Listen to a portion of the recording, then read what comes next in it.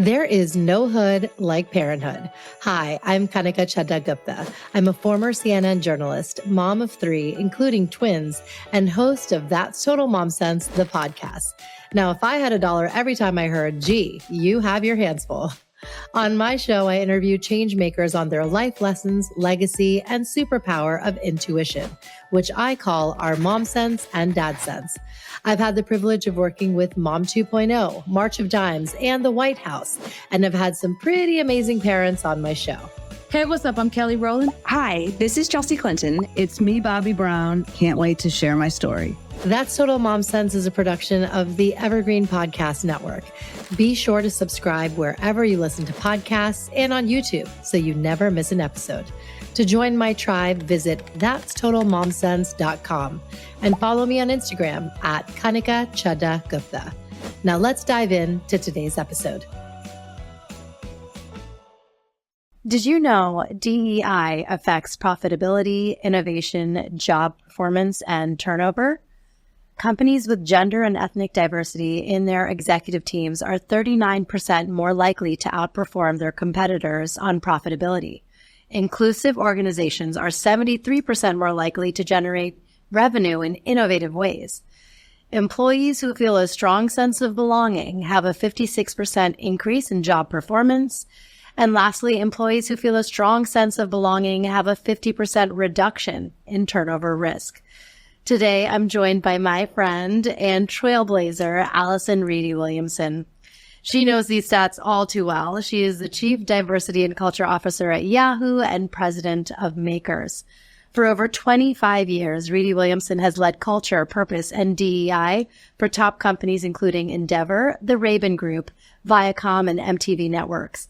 Today, we're going to discuss how DEI should not just be about checking a box because it's critical to a corporation's long-term success, why EQ is a marker for an effective CEO, and how we must amplify the mission of female leaders across industries to thrive as a society. We're also going to tie these values to parenting and how we can teach our kids to value diverse backgrounds, opinions, and experiences in order to grow and move in the world. So ALICIN, welcome to That's Total Mom Sense. Thank you. I'm so happy to be here. I'm really excited about our conversation. Me too. I have to share with the audience how we connected. It was at Sheila Lirio Marcello's home, and Neha Root of Mother Untitled was hosting an event with Makers and with Ojai. And I just have to say that, like, at the jump, my first impression of you, I was so amazed at your humility and kindness because she was giving the fireside chat, y'all. So she was the main event and she was working the room beforehand. And my friend and I, Anu Segal, who you're connected with, yes. We were chatting and, you know, she just joined the group and we all had a little powwow about kids and culture and being bilingual. And it was wonderful. And I think, you know, to meet those who are in executive positions, to not have that pretense and treat everyone the same, it's so refreshing. And I really, it meant a lot to me. Well, first, thank you for that. But that's, I guess, I can't imagine being any other way. And I think especially as parents or mothers in particular, we actually learn humility pretty quickly with, you know, all the different ways that our children manage to humble us. And also kindness, because we know all of the things that we're probably navigating in order to show up at an event like that Sheila hosted. And Sheila is incredible in her convening and community building. But that is like knowing that we're there for a purpose, but also knowing what we probably have waiting for us back at the homestead. Yes, absolutely. Absolutely. There is this mutual understanding, which is just so beautiful. I want to start with your childhood. I'd love for you to share with the audience a little more about your upbringing.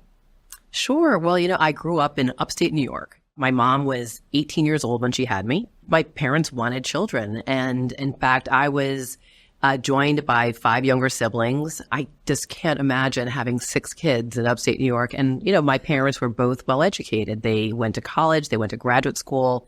They worked full time when they were doing that. And at the end of the day, I was also a Gen Xer. Yes. Right. And so there were a couple times where I was forgotten at dance class Right. or, maybe they didn't go to every performance that I had at school. When I say that, and I do joke about it because the fact was that I was in dance class and Right. I was performing and I did take piano lessons, as did my siblings, and they were involved in sports. And so it was always something that my parents just imbued in us that that those things were very important, that academics, absolutely, but also just creating these opportunities for us to grow and be creative. Yes. And what it probably took for them to be able to make that happen for us is something that I think about, especially now, all the time. Yes, yes. And no, I think back to those days too. And, so many of my friends and, me for a period were latchkey kids. And we, had to be very responsible and, manage our schedules on our own. And I think that's something that we do have to pass on to our kids, make it so that they're not so coddled. And like you said, something that I believe in, I definitely want to pass on to our kiddos is coming from an immigrant Indian household, everyone's straight A's, straight A's. I have changed that, reframed it to, I want all A's, but I want academics, athletics, and the arts. Oh, nice. And I think that holistic straight A's is what we're going for. Because if you're just pigeonholed, you're missing out. And that's not what childhood and life is about. Yeah, no, I love that so much. And I also, it's so funny when you were talking about the latchkey kid, absolutely. Watching wildly inappropriate television, which is the thing that I also have to calm myself down when I think about what, my kids probably have access to. Right, right. Yeah, that well-roundedness and certainly the understanding that there's so much to experience, and just the curiosity is so important. And that, I think, was absolutely something that, my parents were curious. They were kids when they were parents. And so that just really came through quite significantly. Conversely, I was much older when I started having kids. I was trying to really pull that through as well, just so that we were just, again, carrying that through to the best of our ability. And, thinking about all the ways that we can just break through some of the serious expectations that we have, and creating some exhale space for our kids, which, we had the benefit of growing up. So making sure that they still have that. So true. So true. One thing about you that I absolutely love is how self-motivated and driven you were as a child. You looked up to Condoleezza Rice, our 66th Secretary of State, and followed in her footsteps with learning classical piano and Russian. And I just think, wow. One thing to know that you're going to go off the beaten path, but say okay, this is a woman who has done it and succeeded, and I can do it too. Amazed. If ever there was an example of representation matters, that was it. I was sitting up in upstate New York, not a lot of kids of color around, and certainly not a lot of people on television at the time who were in politics and just showing up so amazingly in this very incredible way, achieved, right, as a diplomat, but also creative. And all of a sudden, I thought I could be it. And so I wanted to be a diplomat. I wanted to follow in those footsteps. And so I was laser focused from the time, certainly in middle school, where I was looking at loving the language and understanding. I do feel that when you're actually experiencing a language different from your original language, you understand people differently and probably a little bit better. And so that experience was incredible. So I studied Spanish in middle school and high school. I went to live in Spain during high school. And but also, again, in seeing sort of the opportunities that might be available to just travel the world and be, again, a statesperson and the likes of Condoleezza Rice, it was easy to drive and focus because I knew it was possible. Right, yeah. Oh my gosh, that's amazing to see someone who paved the way and say, I see myself in her. If I were to take it back to a young Allison and some core memories, Was there one composer that you loved playing his pieces the most? Mendelssohn. Oh, wow. Mendelssohn. Wow. And then do you have a phrase in Russian you could share with us? Oh, that's a good one. Oh my gosh. Well, it's so funny because I will say this, that I studied Russian, I spoke Russian, and then I didn't for a long time. And then in 2020, started Duolingo and got the, so fun. Got back into it. But I don't know that I have, like I could tell you in Russian what the phrase is, but I actually remember one of my professors, his favorite expression in Russian, and I wish I could say it now, it was, if you're over 50 and you wake up and you don't feel any aches or pains, then you're probably dead. But he would say this in front of the classroom. And of course, we're 19, 18 years old. We're like, not what? landing. What? But of course, it becomes much more relevant as you hit that point, and you just start thinking, yeah, okay, got it. He knew what he was talking about. But it was very funny. He would just mutter it in Russian, and then we would ask, like, what is that? What does that mean? And he would say it. Okay. But now we get it. Yes. Now we get it. Oh my gosh, that's hilarious. Tell us a little bit about your, higher education and what you pursued that brought you to this point. I graduated from Tufts University with my international relations degree, ready to go take on the world and be the diplomat that I knew I wanted to be. Graduated during a recession. Yeah. And therefore started to realize relatively quickly that my trajectory was going to be more along the lines of like whatever's available, I'm taking. Sure. Yeah. So the great news is that I ended up working at the Children's Defense Fund and working for the general counsel at the time as his secretary. And people will say, oh, you were his assistant? No. I was his secretary. Okay. And it was the best and hardest job I think I've had to date. It was the time of the UN Convention on the Rights of the Child. And Children's Defense Fund was working with legislators on the Hill to try to advocate for the U.S. to sign it. And so I was both like considering like, okay, well, this is international. Yes. And at the same, so that was great and rewarding. And at the same time, we were releasing the report Child Poverty in America in 1990. And because I worked for the General Counsel, I was able to see the early stages of it, just to go through the document. And it became clear to me that a lot of work, while the world is important, we needed to look at what was happening right here in the United States. Right here, yep, in our own place. Exactly. So shortly after, I went back to Tufts to grad school to study urban policy. I did all of the coursework.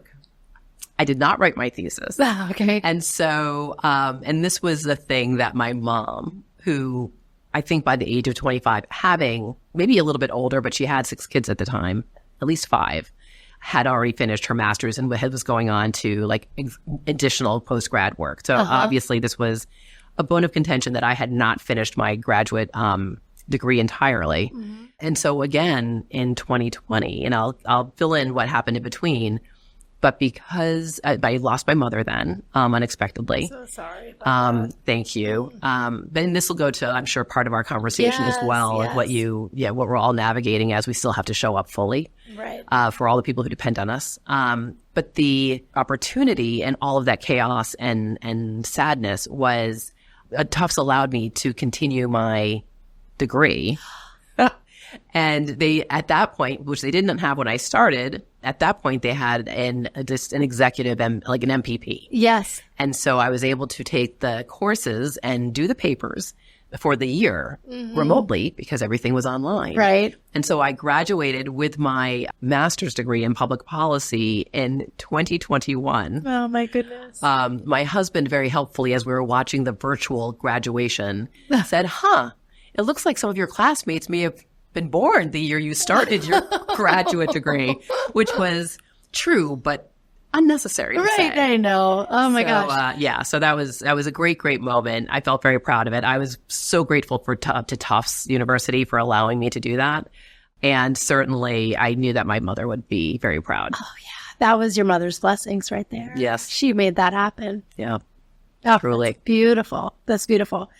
And then if we were to fast forward, Let's talk about your role at Yahoo, because you were CEO, Jim Lanzone's first hire. I am very proud of that. And Yes. I talk about that a lot because it says so much about him, in my opinion. He leads with high EQ. He trusts his people. He also understands the importance of culture and what diversity, equity, inclusion has to contribute as foundational to that. And not only culture, but to the success of a company. Yes. And the statistics that you quoted at the top of the session really indicate just that how important it is for us to get that right.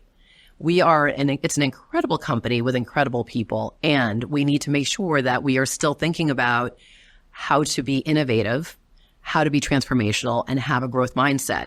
That is DEI. Yes. Sometimes I think it's heard as like, a bragging moment, but really about me. But it's not about me. It's Right. actually really about him. It's about, yes. It's about Jim. That's beautiful. Yeah. And it's about the big picture and the vision and what you're trying to cultivate. Would you say that it's something that is best created top down, or is it through the need of the consumers? Where is it that it's like, okay, they get it? Well, I think there are multiple inputs. However, it has to be clear from the very beginning that this is part of the core. Right. And that comes from the leadership. Yeah. That comes from the message. It comes from consistently showing what that means and looks like. Not just saying it, but actually making it happen, letting people understand like what it means and what it translates into, and pointing very directly to it. Absolutely, it has to do with consumers and our clients and our partners, because we're also acknowledging we understand that we're there to serve them. Yes. And so how can we possibly make sure we're serving everyone that we should be and we must be if we're not thinking expansively about what it is that they're going to want and need? And so if we have a very singular myopic mindset, obviously we're going to lose a significant amount of consumers. 100%. And so starting certainly with the top for the internal and making sure everyone in the company knows that this is important, that it's actually, and this is how it's done. It allows both for everyone to thrive. And that's the thing that I'm really always crystal clear about diversity, equity, inclusion. This is not about one particular group. It is not zero sum. This is about raising all boats. Yes. And that is something that I focus on and ensure that people understand, because it's critical that everyone knows that they're part of this journey. Right. 100%. And how has it evolved over the years? Because now it's top of mind. I mean, it should have been at the onset, these, not just in big tech, in corporations across the board, in societies. But yeah, what have you seen in your experience through the evolution? Sure. Well, of course it's evolved, because hopefully we as humans are evolving. We're getting better, smarter. We're getting globalization, all of the ways that we can understand people better. I learn every day. Language that we're using now that we weren't using 5-6 years ago, really important. And so that's part of the opportunity in just having, again, understanding more and more about what keeps people from showing up their fullest. Yeah. And, even with this parent lens, it's what keeps our children from thriving, right? How do we want our children to be able to show up fully and be like great, like humans and citizens of the world? And what gets in the way of that? And so the opportunity of like this evolution is, I think it makes us better. Yeah. And I think it makes us smarter. And then there will always be people, unfortunately, who think it's not about them. And in fact, when you point out examples of what it means when we now recognize ADHD in adults, we weren't talking about that 10 years ago. What that means about how we can actually maximize and have them lean in more and be supported more to do what they do so well. Right. Or all of the different ways that people are showing up, but being able to show up fully without bucketing or hiding parts of who they are. And thereby we lose so much of what they're able to contribute. Yes. Could you provide some practical strategies for those who are listening who are in the C-suite and in leadership roles to really cultivate an inclusive environment in their companies? If we show up with the goal of everyone having a sense of belonging, then we get to look at what does that mean? And we look at both, sure, there are community building opportunities, but sometimes they're as simple as how do we communicate? How do we recognize performance? How do we understand who's successful where we're sitting? Yeah. Right. And so what are those processes and policies that we have in place that fully recognize all of the contributions that people are bringing to the table? What are the ways that we're able to look at different benefits?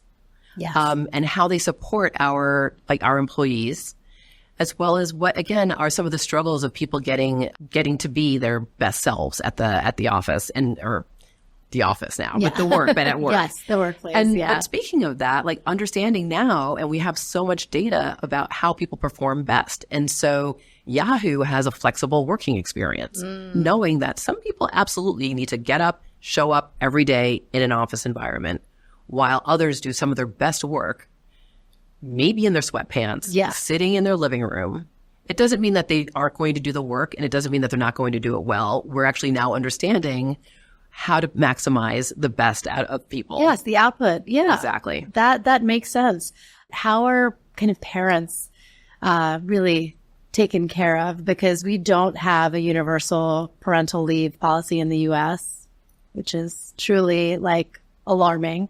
So it's up to companies and corporations to mandate what that looks like for them. So how do you take care of the parents? Well, I think starting with this flexible working experience, we're also able to recognize that this means that it allows for both parents and for anyone who's taking care of someone else. Yes, we have a number of people who are taking care of their parents. Right. And so what are the ways that they can now structure their lives, work at a company, and but also be there and feel like they're there for their families and the people they're caring for. It also means that we can look at our policies and even our insurance policies of how we make sure that we can make sure we have the proper health care for our families and our children. The other is looking at what are we doing for our expectations of even how our hours work or our vacation policies. So all of that gets examined both in thinking about what we can add, but also maybe what we need to disrupt a little bit. So that we can take away some of the stressors. We know that we just came through that first week of Labor Day and return to school. And depending on how old your children are, we know that you get maybe 2 hours a day the first day. Right. And maybe it's sort of a weird schedule that needs to be navigated. Having and encouraging leaders and managers to recognize that is the reality of their employees. Right. That it's, we're working hard. We absolutely are. We also want people to work joyfully. Yes. And know that there are all of these realities that are beyond our control. Right. That we need to make sure that we can help people navigate. Exactly. It's you're not going to have a town hall at 8 a.m. the first week of school. Oh my gosh. You read the room. Exactly. Yes. Yeah. That makes a lot of sense.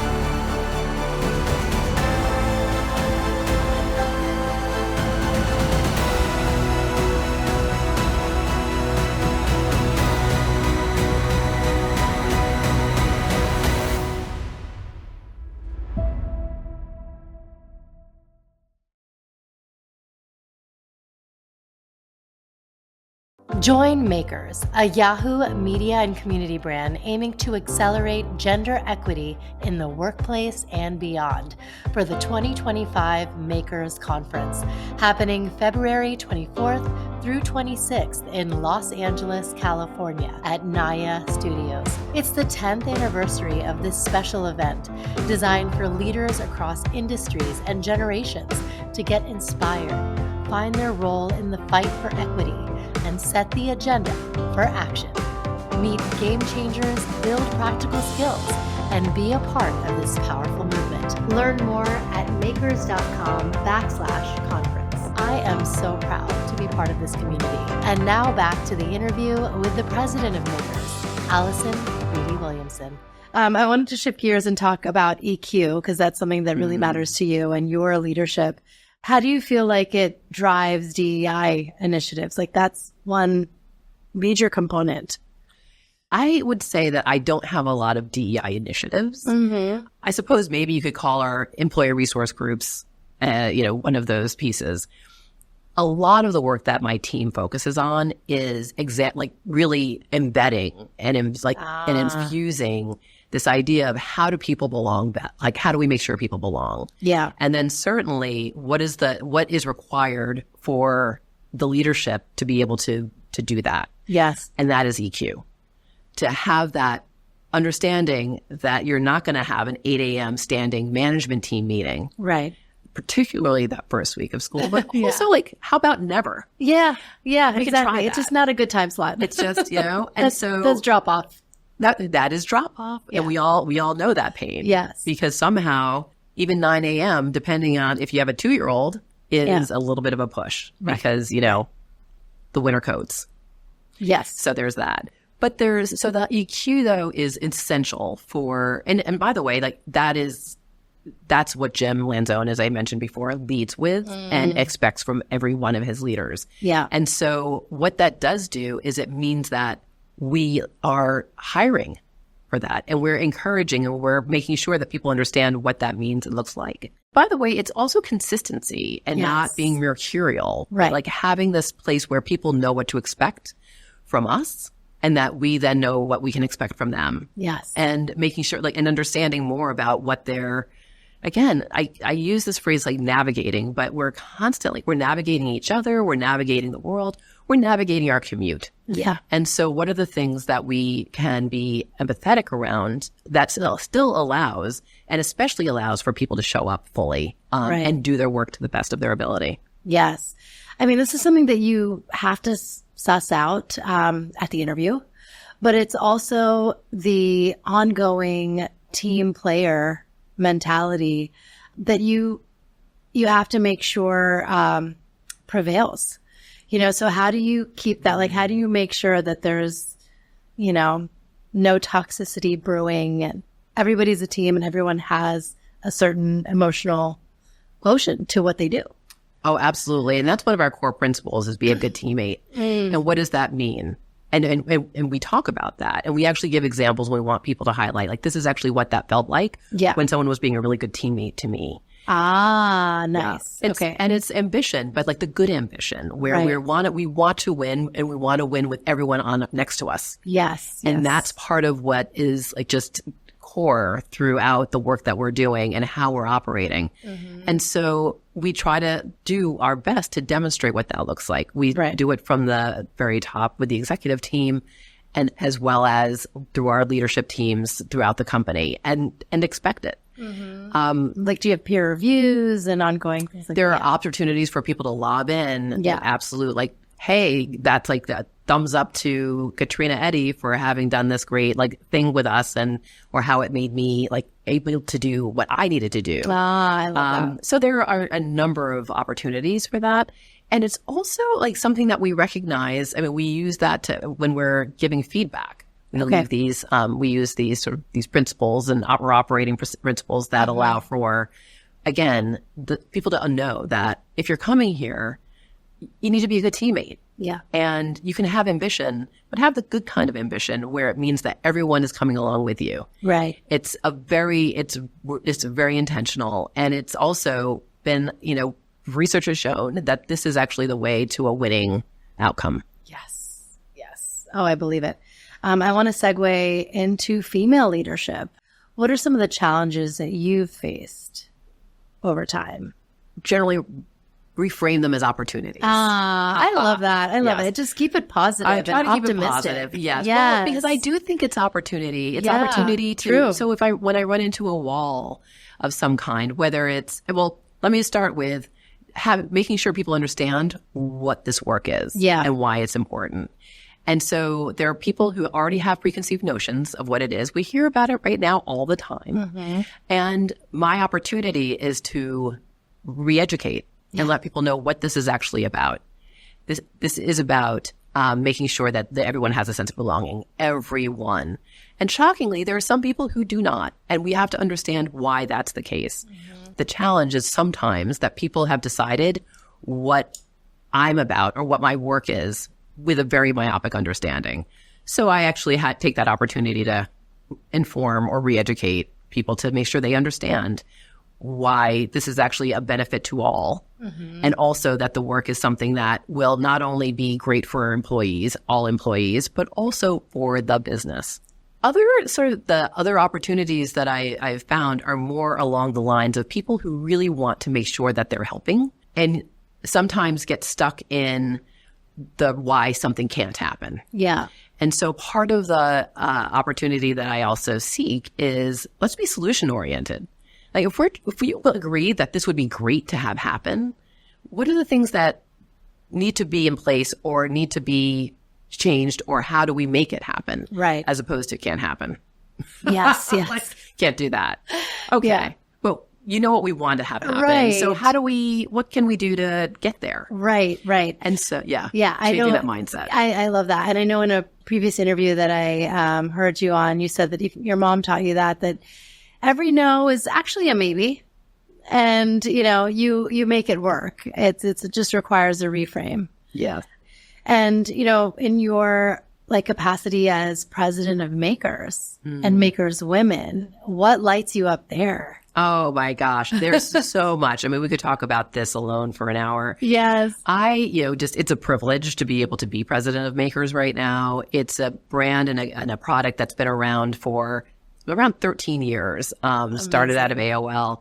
Dylan McGee just made it so incredibly special for so long. And when I took the reins, I said, there's gold. I've got Janae Hawkins, who is the chief partnerships officer and is making this thing hum. What I get excited about is bringing this opportunity, this idea of community of women interested in making an impact and change broader to expand. I think part of our storytelling, which is what we're known most for, and we do have the largest archive of women's stories, I believe, in the United States. Incredible. And the stories are incredible. And the women who are represented are incredible. Many, many common household names, very important, influential women, and some who you've never heard of, but actually have also made our lives infinitely better by existing. Right. And so that is the beauty and magic of Makers. And so when we're able to both have those stories of inspiration, but then also tether it to organizations that are doing some incredible work around gender equity, it just makes it so palpable and doable. We've been having a lot of conversations in silos across a lot of entities for a long time. Yeah. And how do we make sure that we are disrupting or certainly moving out of the things out of the way that we do not want our children to have to deal with? Yes. Any of them, boys or girls, non-binary. What are the things that are ridiculous that we still have to have conversations about? Yep. And that's Makers. And we have, again, incredible partners. We're meeting incredible women like you and doing this incredible podcast. But we're also being able to partner because it is from Yahoo. Yeah. And because of Yahoo that we have this platform that we're partnering with the company to really, again, leverage the platform to tell our stories and to also create impact. Yes, yes. I'm so honored to be part of Maker Circle and work on this with you because these are the stories that are on the global stage that impact us all. And I think it's so important to have a diversity of voices involved, and you do. So this is so exciting for me. Oh, well, I mean, we're excited, and we're also just so intentional about making sure that space is one where all voices are heard. Yes. And that we are bringing together. And I've been around for a little bit. You noted the years that I've been working professionally and certainly in this space. And it's very rare that we have a room of women from every background sitting together, figuring out how do we build community? What can we do together? What gets in the way? Right. And then what are the real conversations? But also what are the things that we can together harness our collective strength and change? Yes, yes, absolutely. I recently gave a talk at an event called Women Disruptors, and I said it is so important that in addition to, trailblazing in our respective industries, we are uplifting. And This was a theme in makers from previous years ago, but Bazoma St. John gave the best keynote. It's called Don't Be That Bitch. I loved it. And I think it just called out how the only way you can win and we're stronger together and empowered is if we don't have any of those hurdles, girl on girl crime, if you will. And I think, whenever I'm given a stage, I'm so mindful about this. I always call out someone else, someone who has helped me, because I think if we're climbing this ladder to success, I think in a very figurative way, you're going to hold on to one rung with one hand and reach the other one back to help somebody else. Oh, that's absolutely. how to do it. That's the job. That's the job. And it is hard. It is hard because so many women who've come before us had to just have such sharp elbows just to sit in the room at that table with and be the only one. Yeah. And I think part of the opportunity that we have is exactly what you said, which is making sure that we're calling in women who aren't at that table. Yeah. Making sure we're looking back and bringing people up that ladder and locking elbows with the women who are around us. So Bose did that session at Makers Conference this past February. Yes. And it was so profound in so many ways. I mean, first of all, she's, incredible anyway. But she had this way, she said, by the way, we also have to check to make sure we're not that person. Right. And how do we make sure, it's terrible to encounter it, but what are the things that we need to pay attention to ensure that we're not? Yeah. And when you're moving fast, you've got a lot to do. And frankly, you're actually wanting to just drive. Yeah. How do we still make sure that we're looking around and making sure that we've brought women along with us and we are uplifting? Yes. So it is the me, sure, and it's also the we. The we, yes. Is there anyone that comes to mind that you want to, take a moment to share? Judy McGrath, who was the former CEO of MTV Networks, who was always about making sure that we were seen. Carol Robinson, who was my boss, who was head of communications when I was at MTV Networks. And I learned such a great tool from her, which was she brought me in the room. I might not have had a speaking role, but whenever she had meetings with our then CEO, Tom Freston, who was also an incredible advocate, by the way, she just had me there. Oh, and it was part just to make sure you're in the room. You're in it, yes. And I think there's nothing more important. And it made me feel so connected. And I was, there's, frankly, she's incredible. There's nothing I wouldn't do for that woman.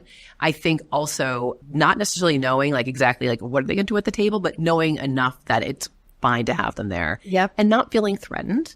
Yes. And not worrying about just anything other than I'm going to be an incredible advocate and sponsor, and this person should be at this table. Yes, yes.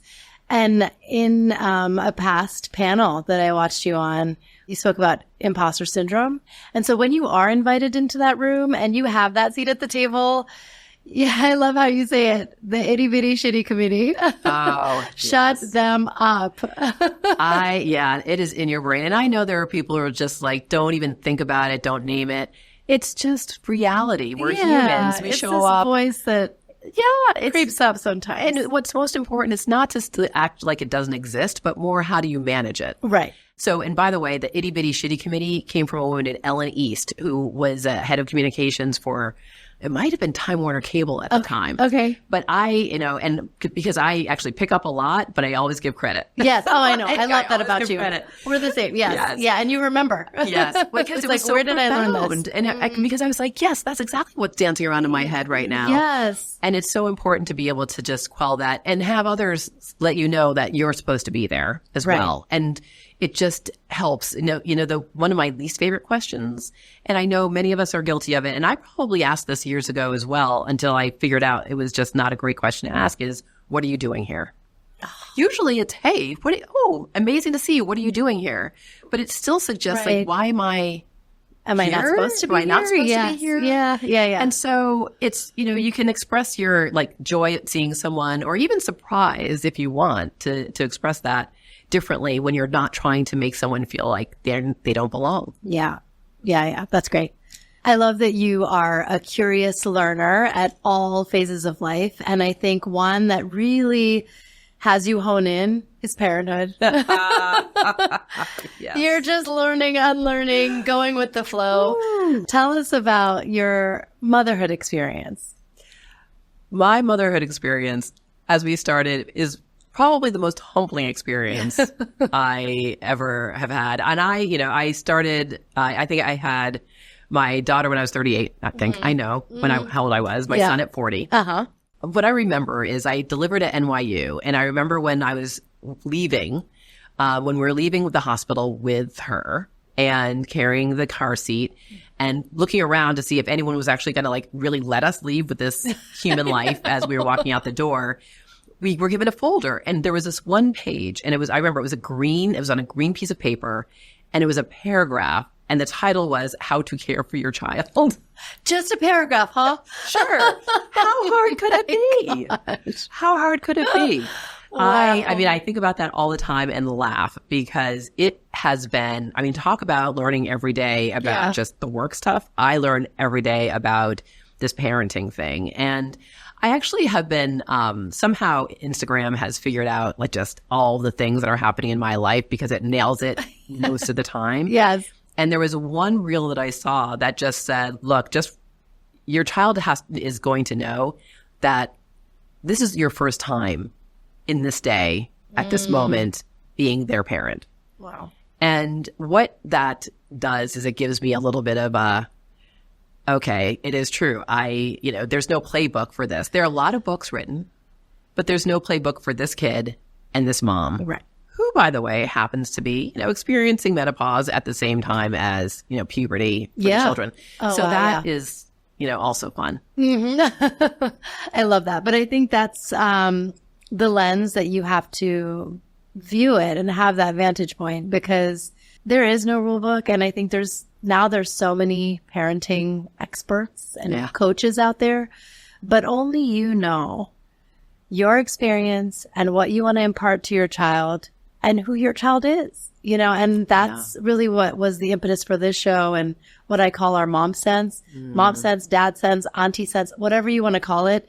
It's our intuition that is so innate and it's become this lost instinct. Mm-hmm. And I just want to remind, our audience that like, it's in there. Listen to that voice because it will never steer you wrong. Absolutely. Absolutely. And I will say this too, that there is a level of connectivity you have with your children and that intuitiveness because you know them so well. And by the way, I don't think it's only if you've had them biologically. Oh, no, not at all. Absolutely. However, that child is in your life, if you have spent enough time with them and they with you, there is something that has connected you in a way that both, for better or for worse. Yeah. And the other thing that I will say is it absolutely does take a village. Yes. This is, we have 2 kids and 2 parents in our household and we're outnumbered. Yeah. We're outnumbered. Yeah. So we've called in our resources of just family, friends, aunties, uncles, certainly. Like it's just absolutely essential to have that village. In my Indian background, there is something so special about having a multi-generational village. When I see my kids interacting with their grandparents, it's like, here we have a 6-year-old and an 80-year-old. Like the dynamic is the sweetest thing, and they know how to kind of channel when they're talking to someone who's older versus a peer versus a teenager. And you want to give them all of those experiences. Absolutely. Absolutely. I will say that one of the things that the children had for a long time and don't have as much anymore was that time with their grandparents. Yeah. So that value of that. And here's the thing that I will say is particularly for people who have younger children now and in some cases are very nervous about how their parents are going to continue all of the things that they have going on in their households. Meaning, and by that I mean, a regimented schedule or foods that they shouldn't eat after a certain time, drop it. Yeah. Let your parents do their thing for their grandchildren. Right. When my kids would go down to my parents, it was called Poppy Camp. And it was like ice cream 3 times a day. And is that what I would love for, the 3-year-old? But you know what? It was wonderful. My mom never asked my kids about their grades. That wasn't her job. And that's, she said that very, very clearly. Her job was just to love them up, buy them Legos, make sure that they helped her bake, and just let them do their thing. They raise children. They're going to be fine. And I do remember thinking, oh, but they have to go to bed. No, they don't. No, yeah. Let them spend the time. Yeah, we don't have to micromanage that. No, that's so true. That is so true. You know, you've taught your kids to have EQ because we do live in a world where, you know, through social media and just being interconnected all the time, and there's opinions and noise, and you could just get inside your head. There's so much noise. It's a really interesting time for, and I'll speak specifically about my children, but just generally for Gen Alpha and Gen Z, there's so much noise. I mean, when we were growing up, you had to go out and buy the magazine. Right. You had to go and like find out who was, you know, having a slumber party that you weren't invited to. Yes. You might find out over on Monday morning at school. Yes. But at the same, like now it's just shoved to them, and not in a way that even they're asking for. And again, like I think that there is some value in social media, so don't get me wrong. But what they are navigating, that noise, is really difficult. And so the high EQ has like just started from the beginning of ensuring that we were checking on our friends and asking if someone was okay. And I actually have to say that I'm really proud of who my kids are and who they're becoming. And I'm really excited that I'm going to like them as grownups because you never know. Yeah. That's so sweet. But they're such caring individuals, and they're very kind. And I know this now, not because I'm getting all of that in my household directed towards me, but because of the way I hear other parents talk about them. Yes. And that's how you know. And there's nothing that just fills me up more when I hear just the hug that my daughter gave one of, the parents upon seeing them, but returning to school, or just the checking on someone who they knew wasn't doing so great. Right. There's just the kids are going to be all right. I think it's, there is a lot of noise, but I think if we're showing up for them and showing them what high EQ looks like and how to show empathy, they'll be good. Yes. Oh, it's such a gift. I love when I hear, fun anecdotes from my kids' teachers. If they're just like, Miss Kate, how can I help? I'm like, that's amazing. I'm so glad that you have a kindness and with the adults in your life, and then of course with peers. But yeah, I think it's something you have to really inculcate in the home. Yes, absolutely. Volunteering starts at home. That's it. Absolutely. How do you teach them to value diversity and culture? And you are involved in the school. Yes. So they're very lucky to have you. But, helping other parents to make sure that, your circle isn't so homogeneous. You need to have some, different backgrounds and opinions and all of that in there so that you get a holistic view and show up in the world with all of that. Yes. Well, I will say we were explicitly very intentional about the school that we sent our children to. And there are plenty of other schools who have this as well, except in the way that I wanted my children to be unboxable. They are biracial children growing up in Manhattan. I have the opportunity for them to be able to be seen as individuals. And in that, wanting them to see everyone as an individual. There's not one way to be Black. There's not one way to be biracial. There's not one way to be white. Right. To have those explanations and anything else, right? Like in seeing the range of cultures and experiences that influence how people show up, and understanding that, and wanting to be curious and learn more and be just thoughtful about what their role is in making the world a better place. Yeah. Right. And so the opportunity of diversity, equity, and inclusion, certainly allows for that if you're being conscious of it. I think part of the challenge that, again, among all of the other things that were happening with the COVID and quarantining is that we became really comfortable in our silos. Yeah. So for many, they haven't broken out of that they're sitting in their homes, with their families, with the friends they've chosen, in the community they've chosen to live in.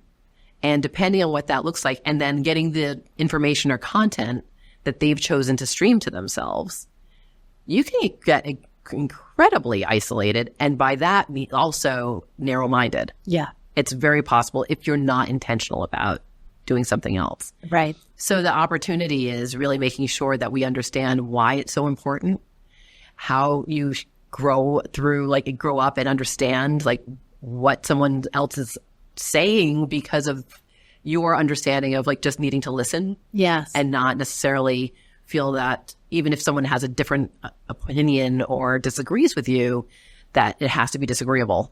Right. And it just expanding that mindset is so incredibly important, but you have to be intentional about it. I have to be intentional about it. This is what I do for a living, and you have to think about it. It's important to think about it all the time. Yes. And it's, and because I do this for a living, I don't have necessarily the privilege of passion, because it's not about my lived experience. It's about understanding that everyone has a lived experience. And so that's what I actually try to also communicate both to my family, but also to friends, and certainly creating that opportunity for the school to think about what it is that helps ensure every student is able to show up there with a feeling of belonging. Yes, yes.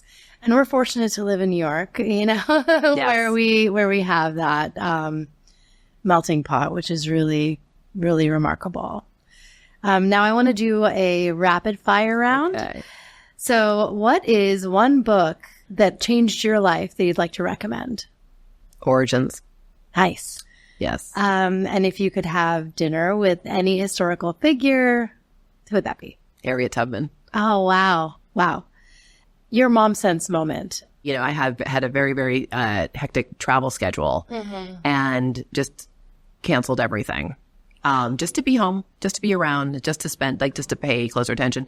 We were unsettled. And so things needed to slow down. And that was the mom sense. It was, okay, I've been moving too much. I'm losing, my eye's not on the ball here. Right. And we need to all take a beat. Yes, exactly. Wow. Yeah. And you have to just kind of roll with it sometimes. Sure, it upended, your schedule and things like that. But it's no, I'm going to go with this. And that's great. And then lastly, a mantra that you live by. Well, it goes back to, my mom and dad, my dad who would say, don't sweat the small stuff. And almost all of it is small stuff. Right. And then, my mom, as you quoted, said, even most no's, just assume the first one is a maybe. Yes. And I do live by that. And I think it actually has served me well. Wow. Thank you. Thank you, Allison, for your kindness and the optimism that you shared. I'm sure so many of you are going to just be enlightened and inspired by our talk today. So thanks for joining us. Thank you. Thanks for having me. This was great. Thanks for listening to today's episode. I hope you got some great takeaways from our conversation. Join my community by logging on to that'stotalmomsense.com. If you haven't already, please subscribe to That's Total Mom Sense, the podcast, wherever you listen, and be sure to rate and review. On socials, my handle is @Kanika Chadda Gupta on Instagram, Threads, TikTok, and X. You can also find me on LinkedIn. My episode videos are on YouTube and YouTube podcasts with highlights on YouTube Shorts. Write to me at that'stotalmomsense@gmail.com. My team and I read all your pitches and feedback and are so glad to be in touch. Remember, always trust your mom sense and dad sense. Stay strong, super parents. See you soon.